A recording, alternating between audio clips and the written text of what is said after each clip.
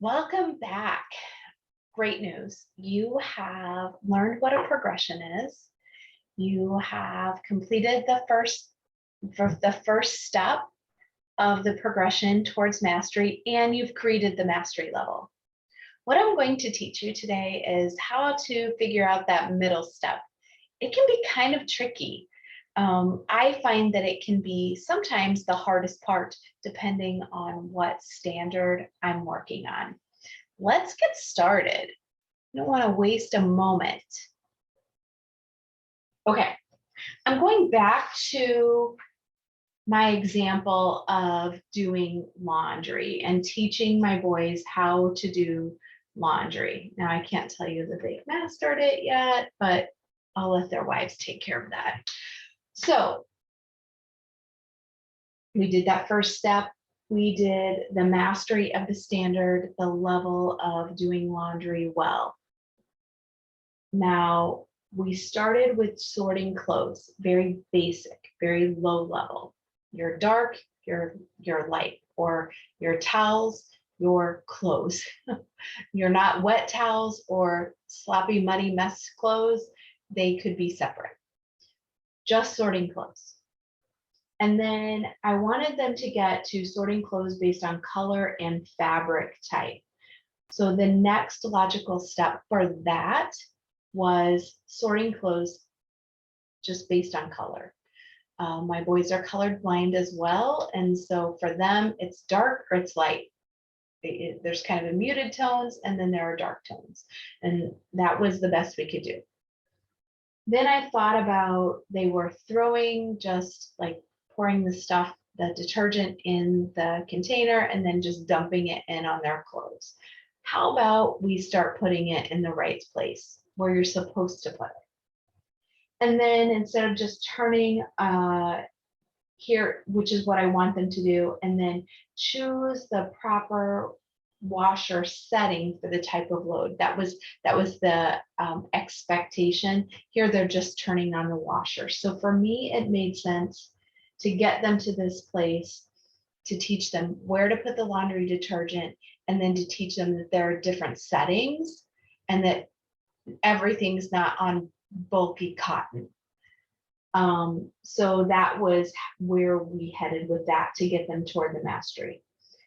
They started throwing all of their clothes in the dryer. My mastery level was sort their clothes after they get them out of the washer, determine what goes in the dryer, what needs to lay flat to dry, and what needs to hang. Here, I want to teach them, my middle level was, okay, you can put all the clothes in the dryer, but everything's not on high heat, on the hottest setting, shrinking and fading out your clothes. Let's try to get them to last a little bit longer. So that was how I determined the step from here to here that would be in the middle. So if I want to take them from here to here, I needed that middle step. And thinking about our analogy of crossing the river toward the goal, we figured out this step and we figured out this step to get toward the goal. And so now we're trying to figure out what is the middle step. Let's look at our standard where we are merging onto traffic, learning how to merge onto traffic. We're going back to this. I've unpacked it explicitly with those explicit learning targets, and then I did unpacking implicitly. And we used some of the implicit in the not yet, and we definitely used implicit in the mastery. What we might see are some standards that hit in that DOK2 or sometimes DOK3, although DOK3 is pretty high here, that would fit nicely in this section of the progression. And then we're going to see some logical next steps that will move students from here to here. We have a lot of identifying here. So they're identifying. One thing I notice is speed control. Maybe here is learning how to use speed to drive defensively, or learning how to use speed to navigate situations. I think we have used time and speed here, right? So maybe using speed,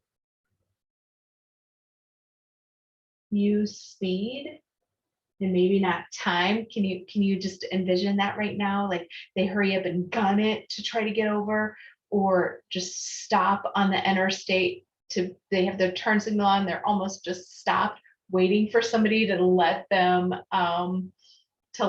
get over safely. So we're going to use speed here to merge. That seems like a logical next step. Sometimes it's slow and sometimes it's fast, but we're starting to learn how to navigate and use speed to help that. So we're moving from identifying speed control to using it. Do you see how we just did that? And then now using time and space to merge. So we're doing that. Now let's think about, so they've identified merging situations. Maybe here they're actually not just identifying, but they're merging onto a highway, the highway. I know that there were times where people would, I'm not ready yet. I can't merge yet, when I was in high school, when we would be in driver's ed. So things like that are starting to happen. So not only do I want you to identify it, but I want you to actually start to do it. We're going to practice, and we would always start practicing in places where there wasn't a lot of traffic. So we're going to actually start doing that so we can use time and space to merge onto areas where maybe there is more traffic and to be able to change lanes. Let's see here, let me study here for just a minute. Oh, I think learning how to keep, when I think about this, like keeping appropriate distance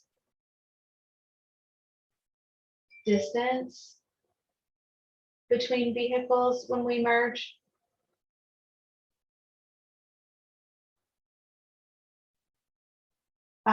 So not being so far away that there are these giant gaps that it causes other traffic issues, and not so close that if somebody had to suddenly stop that you're going to be in an accident. I also think here you start to learn, and this isn't explicitly stated, and I don't think I implicitly, so I'm going to add this here, but you need to understand the body language of people and vehicles that might not, in order to merge. So here there you're noticing, maybe it's body language of people.